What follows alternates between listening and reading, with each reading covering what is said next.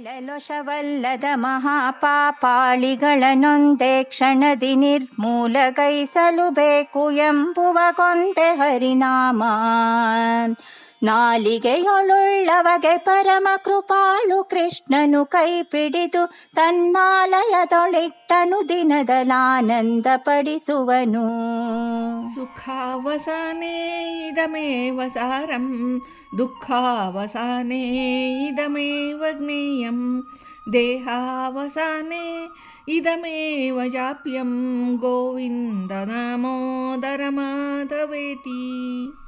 ದಾಸವರ್ಯಂ ದಯಾಯುಕ್ತಂ ದೂರೀಕೃತ ದುರಾಶಿಷಂ ಹರಿಕಥಾಮೃತ ಸಾರವಕ್ತಾರಂ ಜಗನ್ನಾಥ ಗುರುಂ ಭಜೆ. ಶ್ರೀ ಹರಿಕಥಾಮೃತ ಸಾರ ಕ್ರೀಡಾ ವಿಲಾಸ ಸಂಧಿ ಪದ್ಯ 39.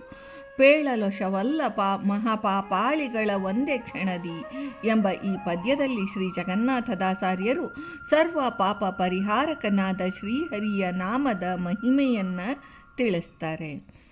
ಸಚೇತನರು ಅಸುರಾವೇಶದಿಂದಾಗಲಿ ಅಜ್ಞಾನದ ದೆಸೆಯಿಂದಾಗಲಿ ಶಾಪ ನಿಮಿತ್ತವಾಗಿ ಆಗಲಿ ಮಾಡುವ ಮಹತ್ತರವಾದ ಸಕಲ ಪಾಪ ರಾಶಿಗಳ ಪರಿಹಾರಕ್ಕೆ ಏಕೈಕ ಶ್ರೀಹರಿನಾಮ ಸ್ಮರಣೆ.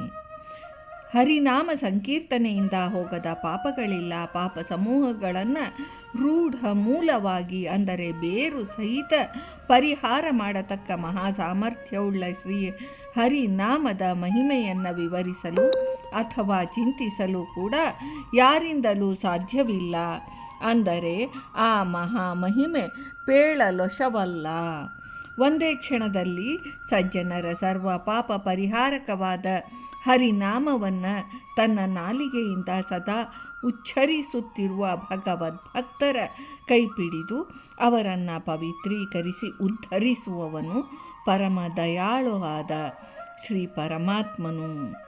ಹರಿನಾಮ ಕೃಪಾಳುವಾದ ಶ್ರೀಕೃಷ್ಣರೂಪಿ ಶ್ರೀ ಪರಮಾತ್ಮನು ಸಂಕೀರ್ತನೆಯನ್ನು ದೃಢವಾದ ಭಕ್ತಿಯಿಂದ ಮಾಡುತ್ತಿರುವ ನಿಜ ಭಕ್ತರ ಪಾಪ ಸಮೂಹಗಳನ್ನು ತನ್ನ ಕೃಪಾ ಕಟಾಕ್ಷ ವೀಕ್ಷಣದಿಂದ ಭಸ್ಮ ಮಾಡಿ ಲಿಂಗಭಂಗ ದ್ವಾರ ಅವರ ಕರ್ಮ ವಿಮೋಚನೆಯನ್ನು ಮಾಡುವನು.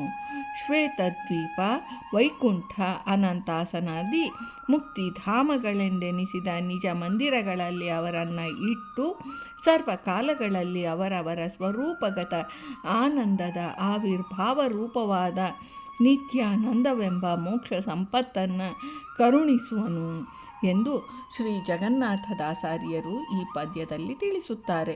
ಭಾರತೀ ರಮಣ ಮುಖ್ಯ ಪ್ರಾಣಾಂತರ್ಗತ ವೃಂದಾವನ ವಿಹಾರಿ ಶ್ರೀಕೃಷ್ಣಾರ್ಪಣಮಸ್ತು.